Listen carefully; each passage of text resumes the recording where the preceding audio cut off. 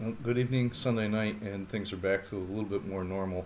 Looks like behaving more normally with this week's unit, so maybe we can make some more progress. But last week, hope you had a little bit more fun with what we talked about, where you got into the subject of competitive balance. And competitive balance allows us to actually dive in and be a little bit more of a fan than I've been cautioning us about being. But there's a lot of things going on in that area right now. A lot of talk last week. At the end of the week, there was talk from the NFL again about maybe expanding the playoff system by two more teams. And this would cause some debate, and it's a question of competitive balance. And if you look at the NFL, in the last couple of years, didn't happen last year, but a couple of years before that, we had some 9-7 teams win the Super Bowl. The champion was not a dominant team during the year. So that's one of the issues that comes up. Is competitive balance good? Is competitive balance necessary? Is it something we have to have? And what about the ways of preserving it? Look at all the attention we pay to the draft and how things work there. Look at all the attention we hear about the one and dones in the college basketball tournament that we're all watching right now. Look at all those systems and see what they do. Do they impact our sports? Do they impact it financially? Yes. Do they impact it in terms of the business models? Yes. All these things are kind of fun to deal with too. They give us a lot to talk about, and we can see just in these dealings how the workings of the leagues and the teams and everything off the field are almost as important as what goes on the field.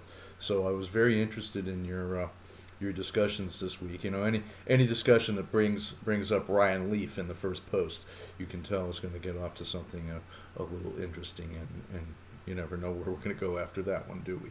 So again, very good job. Try to keep those posts to the degree of rigor that I've talked about in some of the commentary I've given back to you. Want to make sure that we're discussing things at the depth that they deserve, because it is some interesting stuff.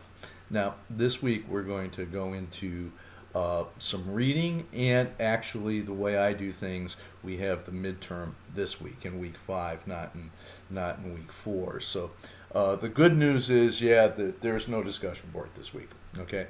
The bad news is there's the midterm, but the midterm is something I think you'll have fun with. So take a look at the video that's already up in the unit. It gives you explicit instructions on what the midterm exam is all about. But it's going to be something that allows you to come back and apply a lot of the things that we've been discussing up to this point. The other things in the unit this week are going to help you prepare as we finish out the course in the second half, and especially want to talk about this week the value of a franchise, of a pro team being in a community. What is that value? Communities, cities, they beat each other up. They compete fiercely with each other to have pro teams in their cities. The idea being that it's good for the local economy. Well, if you read a chapter in Leeds and Van Almen that talks about it, I think you'll get some of the economic background. Then I want you to look at the 4 articles that we posted in there, which some of them give somewhat of a contrary view that say, it's not that big an impact. But take a look at that, start thinking about what that means for us as we go forward. Okay? So just because we're having kind of a review exercise as a midterm, don't mean that to be that we shouldn't be looking at some new stuff. So that's the chapter 6 material, and that's the things on the value of a franchise to a city. Very important concepts in this course. Okay, the midterm, the instructions are pretty detailed, but let me just go through it real briefly here, because it's something we're hearing about every day. The midterm gives you an opportunity to be the team owner, essentially, of a, shall we say, mid-level NBA franchise.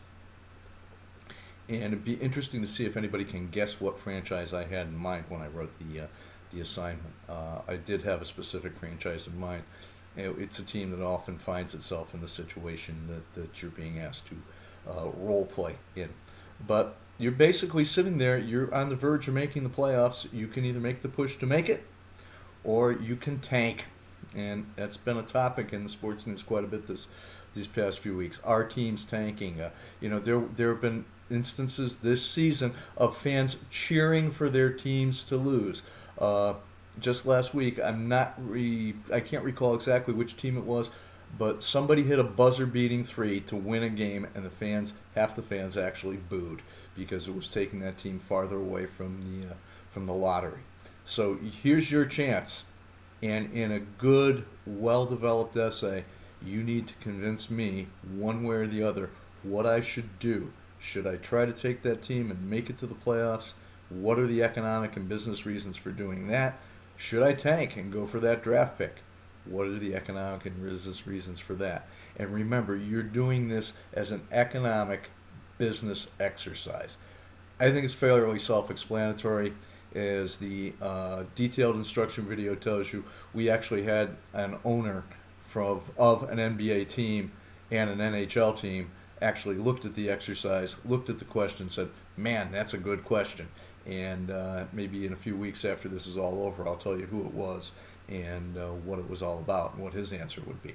Okay, so if there's any questions, please post them or please contact me directly. I think the course is back technically in working order. Thank everybody for your participation, and let's see how you do with that midterm this week. Okay, thanks very much.